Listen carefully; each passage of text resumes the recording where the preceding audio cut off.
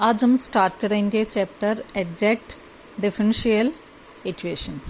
सबसे पहले differential equation की डेफिनेशन है an equation involving independent variable, dependent variable and derivative of dependent variable with respect to independent variable. देखो इसमें x यहाँ पे इंडिपेंडेंट वेरिएबल है, y डिपेंडेंट वेरिएबल है और डिपेंडेंट वेरिएबल के ही डेरिवेटिव है with respect to independent variable. तो ऐसी इक्वेशन जिसके अंदर ये सभी इंक्लूड हों तो उसको हम कहेंगे डिफरेंशियल इक्वेशन। ये हैं इसके कुछ एग्जाम्पल। अब इसमें देखिए अगर हम तो x यहाँ पे इंडिपेंडेंट वेरिएबल है और y dependent variable, 8 independent 8 dependent. लेकिन किसी केस में देखो जैसे इसमें है, इस वाले केस में जो z है वो डिपेंडेंट वेरिएबल है और x और y दो कैसे हैं इंडिपेंडेंट, यानी इंडिपेंडेंट वेरिएबल एक से ज़्यादा हो सकते हैं। तो ये थे एग्जाम्पल इसमें डिफरेंशियल इक्वेशन के। डिफरेंशियल इक्वेशन क्या होती है? जिसमें एक डिपेंडेंट वेरिएबल हो, इंडिपेंडेंट हो और डिपेंडेंट वेरिएबल के डेरिवेटिव दे रखे हो with respect to independent variable. आज ये है आपका types of differential equation. Differential equation दो टाइप की होती हैं, ऑर्डिनरी डिफरेंशियल इक्वेशन और पार्शियली डिफरेंशियल इक्वेशन। दो टाइप हैं आपके पास, ऑर्डिनरी डिफरेंशियल इक्वेशन और partially differential equation. Ordinary differential equation में क्या होता है? इंडिपेंडेंट वेरिएबल सिंगल होता है। पार्शियली डिफरेंशियल इक्वेशन में क्या होता है? इंडिपेंडेंट वेरिएबल एक से ज़्यादा होते हैं। अब देखो इसके अंदर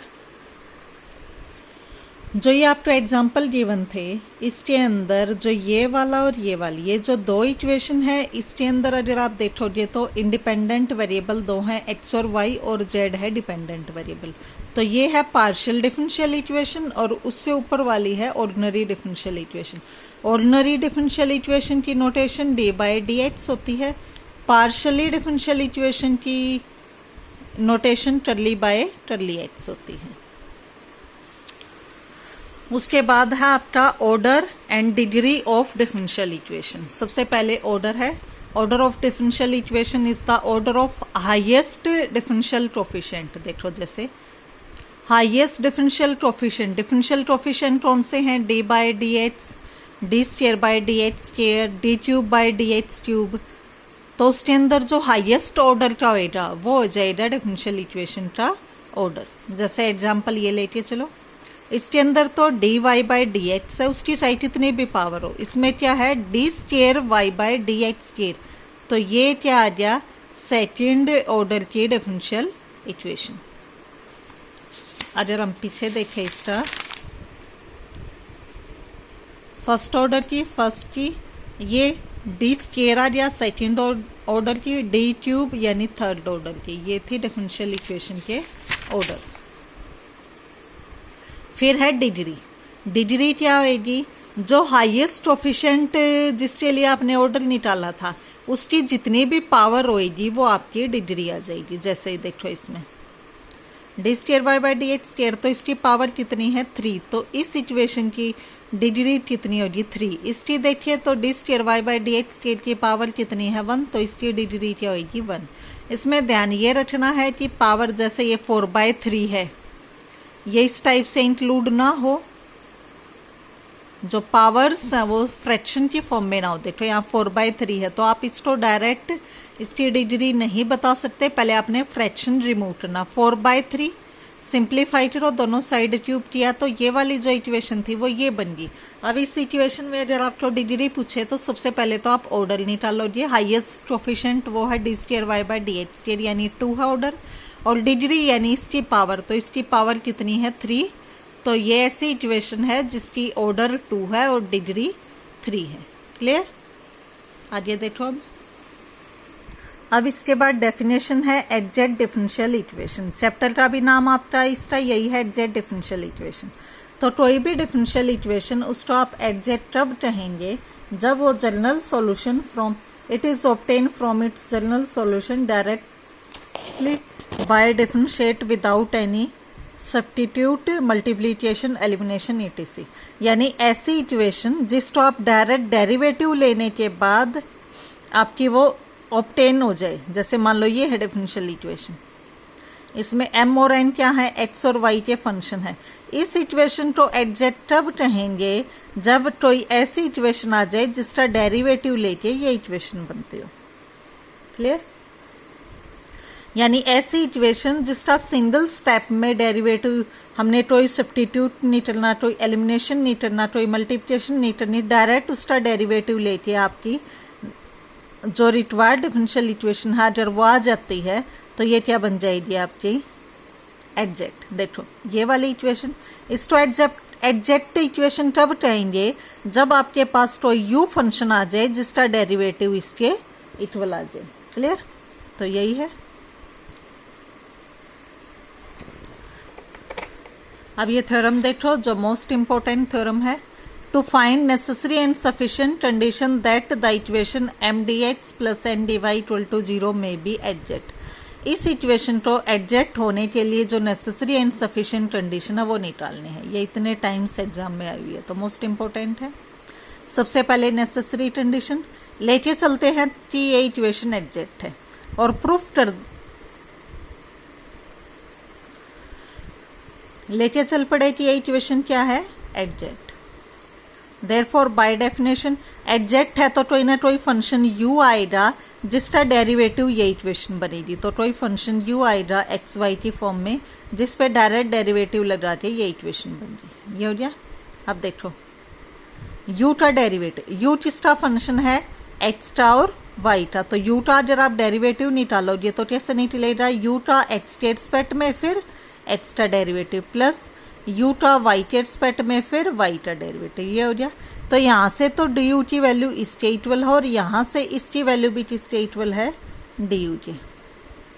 दोनों ही du के इक्वल है तो यहाँ से क्या आ गया, this term equal to this. ये दोनों इक्वल आ गया तो dx का कोफिशिएंट यहाँ पे m है और यहाँ dx का कोफिशिएंट टर्ली u बाई टर्ली x है। तो क्या आ गया, m इक्वल टू टर्ली u बाई टर्ली x।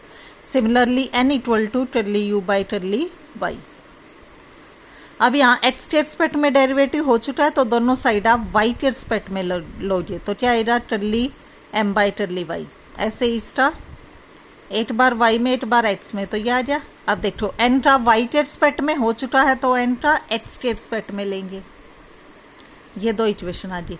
अब राइट साइड देखें तो दोनों की क्या है, सेम है तो लेफ्ट साइड भी क्या हो जाएगी, सेम। तो ये क्या आ गई आपके रिक्वायर्ड कंडीशन आ गई, नेसेसरी कंडीशन, ये इस इक्वेशन को एग्जैक्ट होने के लिए। तो आपने क्या किया, एक बार लेके चले कि ये इक्वेशन एग्जैक्ट है, कंडीशन प्रूफ कर दी। अब सफिशिएंट कंडीशन क्या है, इन दोनों को इक्वल लेके चलेंगे और प्रूफ कर देंगे कि ये इक्वेशन कैसी है, एग्जैक्ट। देखो नेक्स्ट स्टेप, सफिशिएंट कंडीशन में ये कंडीशन हम लेके चले कि टर्ली m बाई टर्ली y इक्वल टू टर्ली n बाई टर्ली x और प्रूफ कर देंगे कि ये इक्वेशन क्या है, एग्जैक्ट। तो अब देखो मान के चल पड़ते हैं कि इंटीग्रेशन m dx की वैल्यू किसके इक्वल है, u के। कोई फंक्शन u लेके चले और वो क्या है, m की इंटीग्रेशन x के रिस्पेक्ट में, where integration has been performed by treating y as constant. हमने इस ये वाली इंटीग्रेशन x के रिस्पेक्ट में ली है और इस टाइप से ली है कि अगर अंदर m के अंदर x और y दोनों फंक्शन हो सकते हैं तो अगर कहीं y इंक्लूड होता है तो y को क्या लेके चलेंगे, कांस्टेंट। अब दोनों साइड आप डेरिवेटिव ले लो, partial derivative with respect to x। तो क्या है यहाँ से तो टर्ली बाई टर्ली x, ये टर्ली बाई टर्ली x। इंटीग्रेशन भी x के रिस्पेक्ट में, डेरिवेटिव भी x के रिस्पेक्ट में, क्या हो जाएगा, इंटीग्रेशन से डेरिवेटिव कैंसिल। तो यहाँ से m की वैल्यू क्या आ गई, टर्ली u बाई टर्ली x। फिर वही m का डेरिवेटिव किसके रिस्पेक्ट में गिवन है, y के। तो टर्ली m बाई टर्ली y निकाला, यानी इसका डेरिवेटिव y के रिस्पेक्ट में हो गया। अब यहाँ से देखो टर्ली n बाई टर्ली x और ये दोनों टर्म इक्वल हैं, दोनों इक्वल हैं और ये वैल्यू इसके इक्वल आई है तो ये वैल्यू भी किसके इक्वल आ जाएगी, इसकी। क्लियर? तो यहाँ से क्या आ गया, टर्ली n बाई टर्ली x की वैल्यू भी सेम आ गई। अब दोनों साइड आप इंटीग्रेशन लोगे विद रिस्पेक्ट टू x और कंडीशन वही लिखनी है, y एज ए कांस्टेंट। तो इंटीग्रेशन लोगे आप और डेरिवेटिव, इंटीग्रेशन से डेरिवेटिव कैंसिल, यहाँ बचा n। यहाँ जब x के रिस्पेक्ट में इंटीग्रेशन लोगे तो x वाला डेरिवेटिव हट जाएगा, और प्लस में क्या आता है जब आप इंटीग्रेशन लेते हो, तो ये कांस्टेंट सी, यहाँ कांस्टेंट क्या है आपका वाई, तो प्लस में क्या आ गया फंक्शन ऑफ वाई, तो एन की वैल्यू क्या आई टर्ली बाई टर्ली Y plus F of Y. M की वैल्यू क्या आई थी टर्ली बाई टर्ली एक्स, एन की वैल्यू ये आई, हमें प्रूफ करना था ये वाली इक्वेशन एग्जैक्ट, तो ये इक्वेशन लेके चले, वैल्यूज पुट की एम की एन की, डी वाई अंदर मल्टीप्लाई किया। अब जो ये आगे वाली टर्म है यू का एच स्टेट स्पेट में डेरिवेटिव, फिर एच का डेरिवेटिव प्लस यू का वाई टेट स्पेट में डेरिवेटिव, वाई का डेरिवेटिव, ये तो क्या बन गया डी यू प्लस दिस, तो इसको आप क्या लिख सकते हो डायरेक्ट डेरिवेटिव ऑफ दिस।